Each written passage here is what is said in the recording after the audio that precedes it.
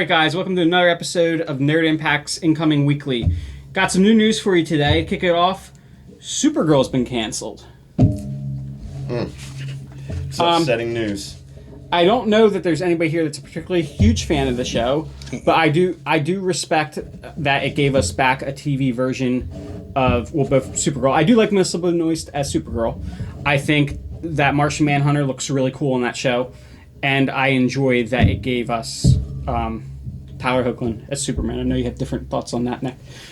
But, so Melissa Benoist, I don't know how much this factors into it, but she is... I think she just had her baby, or she is currently pregnant.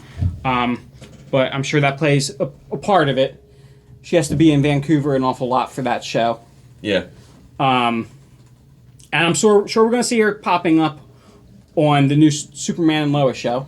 Yeah, I mean, that'd be cool. It makes sense though too. I mean, along with her personal life and things going on, the Arrowverse seems like it's tying itself. It's come to a head. You know what I mean? It's where it seems like it's tying itself off. Itself off. So it makes sense. And there's a lot of other big things happening in DC too. So it kind of goes along with the rest of their in their wheelhouse of changes currently. Yeah, and just because she's the Supergirl show's going to be no longer doesn't mean she can't get the Constantine treatment like they did on Legends of Tomorrow. So still have that possibility. But I mean, at least we're getting to see the finish up of the series. At least they're not just right. dropping us off. It's actually going to be the longest season of the CW shows next season. I think it's the only one getting a 20-episode season, despite starting later in the year. Yeah. But it does bring us to... So Supergirl is, of course, one of the CW shows. And we have some different thoughts here at Nerd Impact we do. on what's going on as far as the CW versus HBO shows. My thought is that the HBO shows are going to be more closely tied to the movies and are going for a different feel, a more serious, higher budget kind of production. Whereas the CW, I think the shows are kind of spread out right now into the kind of audience they appeal to. Yeah, it's very split. Yeah, and I think they're trying to narrow that field. Yeah, whereas as I've seen it, I think this is, I don't necessarily say it's where we disagree on the subject, but possibly where some opinions differ. I see it as the CW has always been more of the family friendly network. HBO has always been known for its more cutting edge, darker series runs. So I think it makes sense to be able to, you can get all the DC that you want, and it just happens to be in two places. If you're going for more dark storylines and characters and that more adult themed shows, HBO is going to be your place to go to see that DC stuff. CW's, but they're keeping their some of their wheelhouse going. I just personally think that with HBO Max, where it sits and how it's very much working in tandem with DC and playing ball, that we're going to see a general overhaul of moving of the shows from the CW over to HBO Max. Your small screen DC shows, I think, will be predominantly over on the CW. I mean, over on HBO Max, rather. So, Jake, speaking of the HBO Max shows, looks like there's one here coming up that you're going to be quite excited about. I am a bit excited about it, and I'm not typically one to get excited about John Cena stuff, but you know what? I'm going to give him the benefit of the doubt on this one and his big goofy helmet. Peacemaker has got a direct-to-series release coming to HBO Max. It will be a Peacemaker origin story. And it'll be coming out right around in tandem with the Suicide Squad sequel movie upcoming. It's pretty exciting to see. James Gunn will be. He was asked pretty much personally to helm this venture. He's written. He has all the episodes are already written. They're already done from the writing room. Moving ahead. They're going right into production with this thing. It was greenlit from the gate. personally producing it. You got you got John Cena himself is also an executive producer on the series. Should be a really, really cool origin story. You can't ask for something better than the guy who who's helming the main part of the Suicide Squad franchise to be asked to do a series on this, and it'd be pretty cool. I think with an ideal team like the Suicide Squad, it'd be cool to see a little bit more into some of the characters. And we get to see douchey Captain America. You do get to see douchey Captain America, which will be really interesting. It's really cool to see that that they pick Peacemaker to be the one to come out, and you have Marvel has Winter Soldier and just Falcon. Thank you, coming out. So it's like the weird twist. Which will be the more popular pseudo Captain America story that's that's going to be coming out, which is pretty cool. But I'm really excited to see James Gunn is going. He's slated, said himself, he's directing a handful of these episodes as well. So I mean, you got him. They're written by him. He's producing the show. He's really taking the helm of this. I like that HBO Max was like pretty much like, hey James Gunn, what are you doing during quarantine? Oh, not too much. I got a handful of free time here. What do you guys need? You want to write a series? Sure, got one already done. Let's do this. So, got a question for you though about Peacemaker in general. You ever wonder, and maybe you have an answer for this, why does his costume look so much like Orion? You've had this thought, haven't you? Well, yeah, I've noticed. You also notice that they picked John Cena of all people to portray Peacemaker. It's like if you took the most American Pie and gave it the most obnoxious voice at the same time. and put it in front of the camera. You can't ask for a better character from that series to put out there. I don't necessarily see I didn't get the Orion thing. I'm gonna be honest with you. Okay, I'm talking about the original, like just the general design of the character, like even from the comics. He's always looked so much like Orion to me, like the son of Darkseid. Orion. Yeah, no, I really think it just comes to that shape of the helmet. It takes me back to watching and the colors of his costume too. Yeah, it reminds me of the Superpowers animated series from back in the day. Every time I look at the Peacemaker's costume, I really like seeing just a real comic book character on the screen.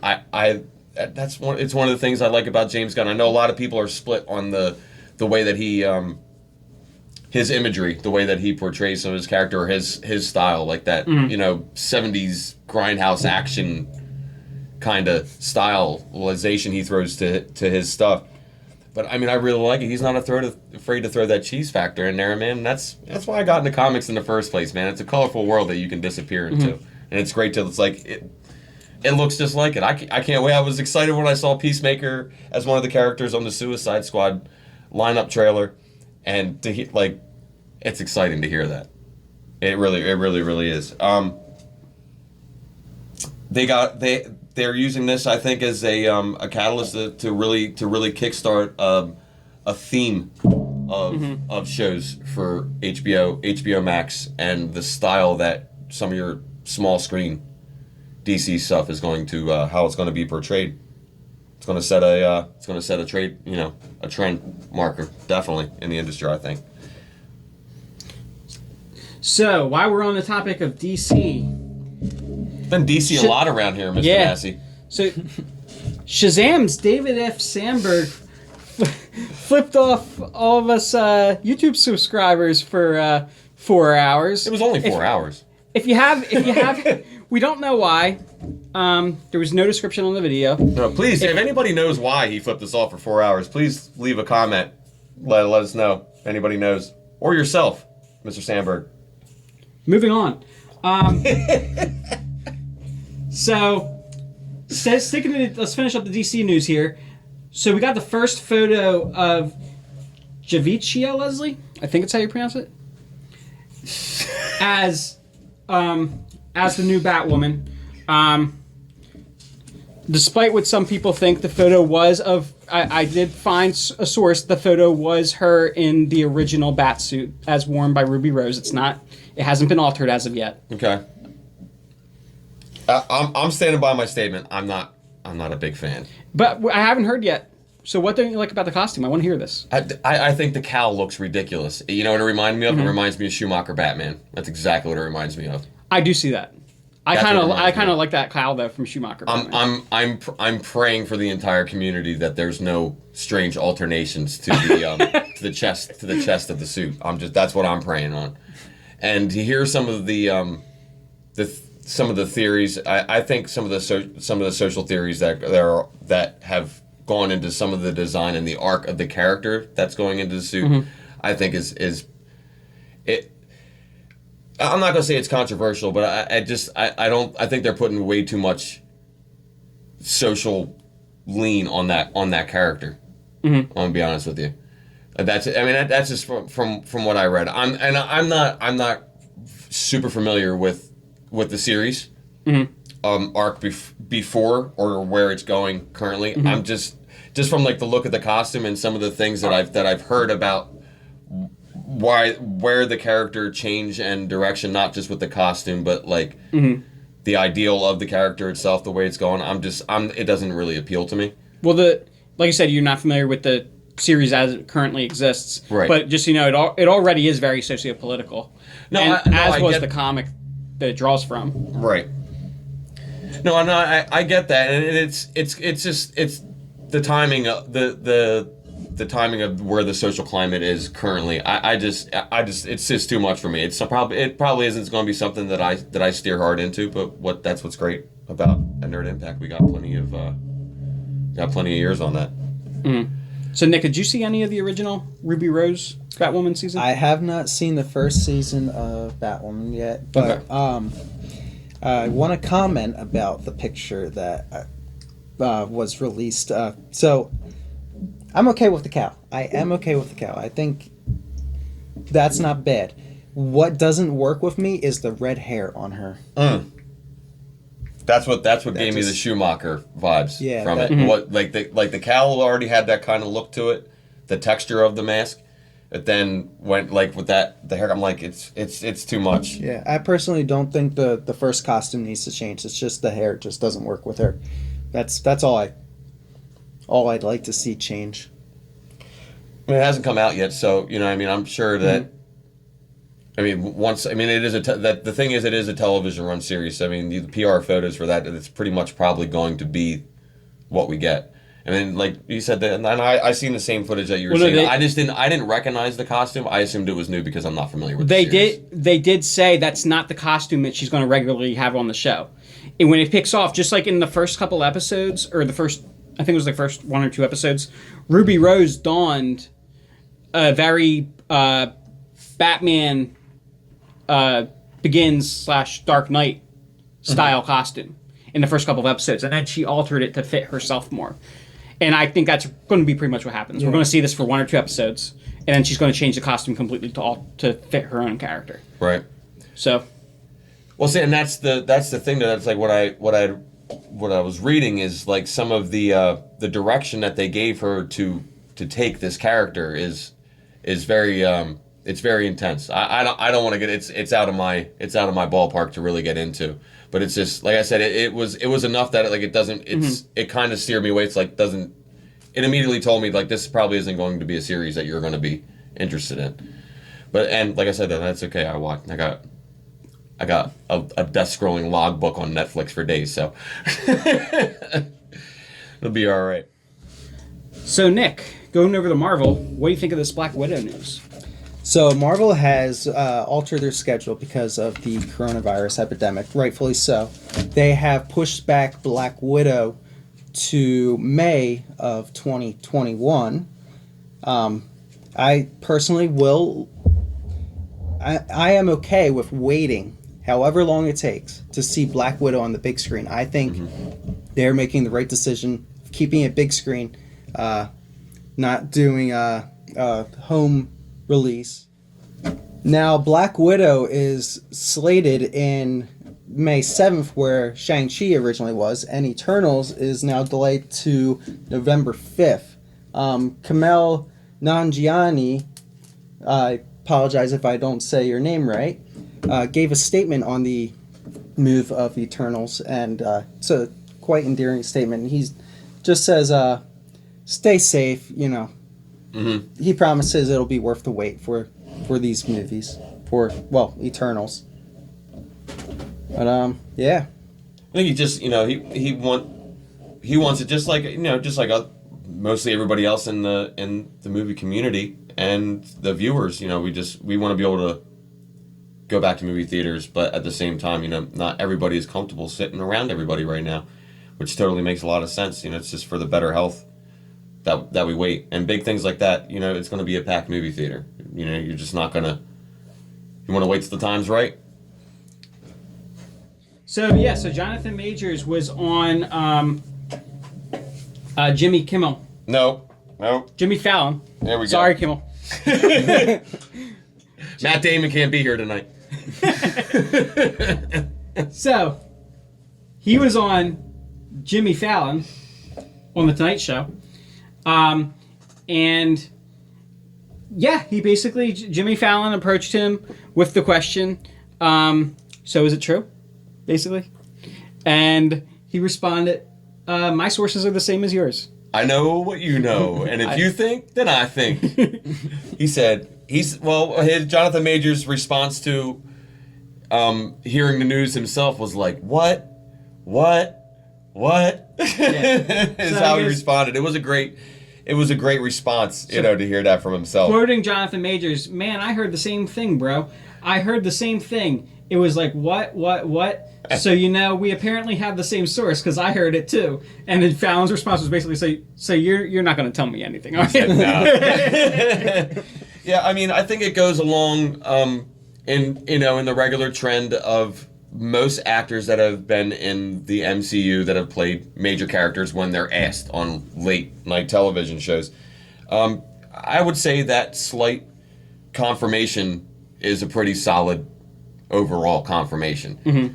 I mean, with the exception, as my good pal Nick here mentioned earlier, other than Tom Holland, Yeah. most of the actors that have portrayed some of the big deals in the MCU have been Pretty tight-lipped. pretty tight-lipped, but respectful enough to the fans to give them as much as they can without hurting the system. So, it's gonna be pretty cool seeing Jonathan Majors as Kang the Conqueror, should the confirmation be a real thing. And I'm just shocked and just very, very curious at how Ant-Man 3 is going to be the kickstart to Phase 4 of the Marvel Universe, and just have some.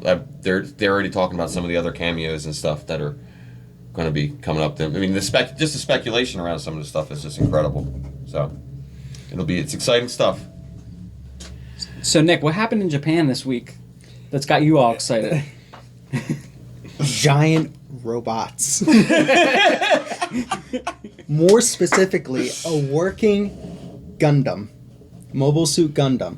So they have how many story tall? 6 story tall or something like that? Oh, it's ridiculous. Mobile Suit Gundam with 20-some degrees of freedom, which means that it can walk and it can articulate, and it is creepy and awesome at the same time. It is. And I want to jump in it right now. It's the largest, most spectacular, nostalgic cringe bot of all time. It is just so cool. And there was so intangibly. Wow. There was no artistic freedom taken. This No, it's straight from the manga, anime. Yeah, that's the cringe of it. It's like, wow, they didn't even. Yeah. Like, you just ripped that right from my imagination and just put it inside a robot. I've been dreaming about this since I was 4. And now you can go up and actually shake its hand. Crush you. You could shake it like its fingertip. It'd be more like that. It's just incredible. Fully working, too. Anybody, seriously, you should definitely check out. There's some awesome footage out there of this giant robot in Japan. It takes a knee and gets back up, and it starts moving its fingers, and it's one of those things that you're like, you guys are, there's no way. That's unbelievable. But it's like, it's actually an unbelievable thing you can really see. Well, So I think that's it for this week. Yeah. we do have an upcoming comedy special Yeah. featuring the missing link. Yeah, he's not here right now. Our and missing it's- link. He's in his eternal his co-eternal slumber right now. The Odin sleep. Yeah. But Disson will be popping up in his own special, responding to some nice scenarios straight from my own minds. Yeah, look forward to that. We're all looking forward to it here. I'm the only person. Fortunately, Chris Massey's been the only person that's been privy to the mind's eye of It'll be Chris fun. Disson's thoughts. It'll be fun, The and Dissonverse. it'll be a new ongoing thing. So stay tuned for strange thoughts from the mind of Chris Disson. Yeah. Hey guys, make sure to definitely check us out on Facebook. Come and watch our videos, YouTube, and like and subscribe, please, and leave us comments. Let us know what you think. Anything that you guys can help give us tips or any advice, be willing to look into it. And we'll see you next week. Yep. Stay nerdy.